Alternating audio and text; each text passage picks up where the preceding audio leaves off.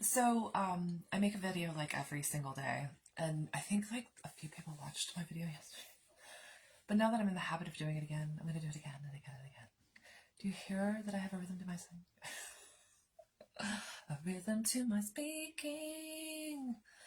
Okay, I was just listening to a song that I really like. It's called Starship Trooper. It was by yes, and yes, it's so like 96 Rock is like a thing on my page that I watch, that I follow. It's an Atlanta radio station. I don't know if everybody who watches me is from Atlanta, but if you are from Atlanta, then you know 96 Rock.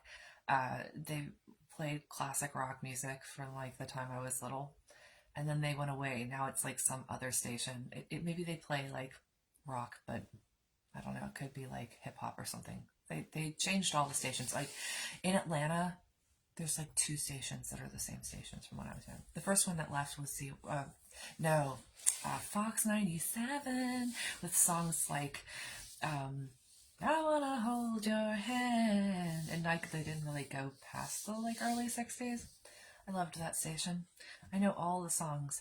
I'm a walking in the rain, tears are falling and I feel the pain. And uh uh, she would stop at the bus stop. She would stop and show me what she'd bought. All the people stared as if we were both quite insane. One day my name and hers are going to be the same.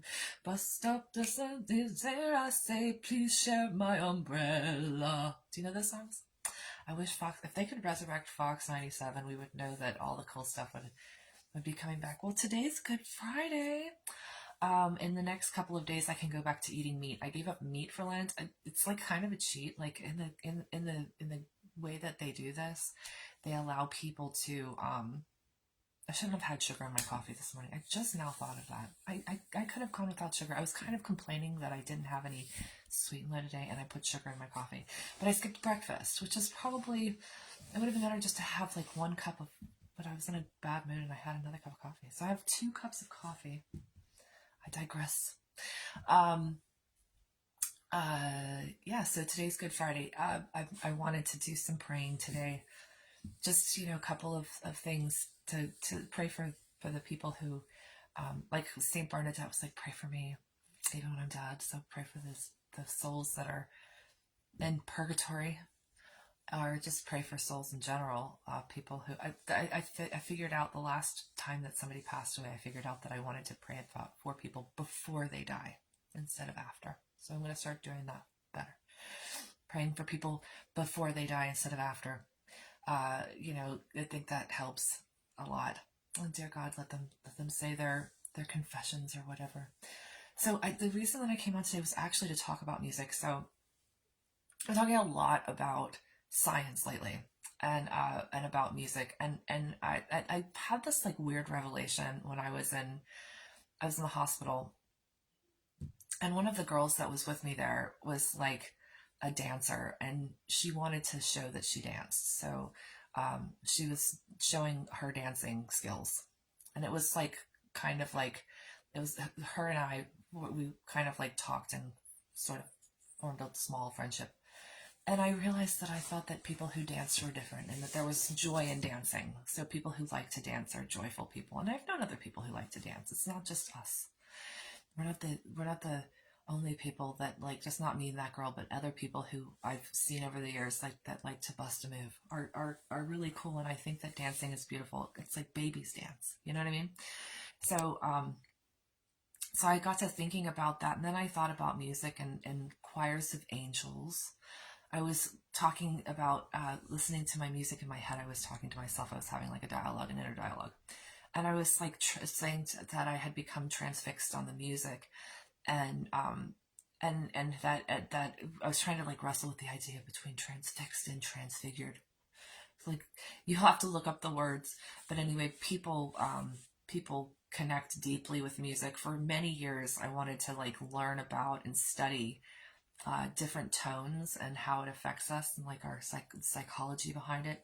Like at one time I was like, they're totally developing music to psycho like so like psycho like develop us, if that's a word. That's my word. I coined it on Shakespeare.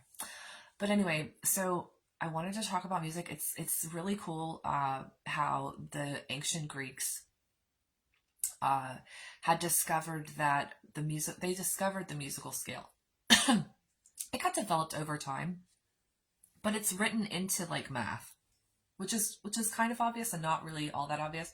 When I was in college, the students I was a journalism English major, and the English building and the music building were attached. So a lot of the times when we were like in between classes, like hanging outside, like and we would like kind of like pool up in this like one little space, the music students and the English students would all be hanging around together, like maybe even smoking cigarettes back in those days.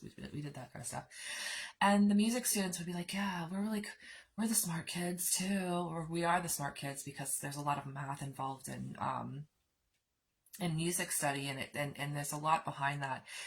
One of the reasons they tell you to play classical music for your babies is because it helps to develop their brains in positive ways because of the complicated arrangements.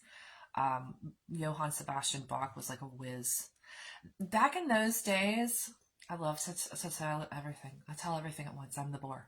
Um, Back in those days, when people were writing, like they almost exclusively wrote in verse, and they made music in such a way that it was also like very structured and complicated. Like our little music that we listen to now, we can tell that it's like bubblegum and like just like I watched Pitch Perfect the other day, and the girl was writing a song, and it was like, wow, that's just not complicated stuff. You know what I mean? It sounds good, but it's not complicated stuff, and it was complicated stuff. So anyway, all of this leading to the fact that music is divine, and and that when we are involved in music, we do become like transfixed or even possibly transfigured. I don't know. You have to look those words up.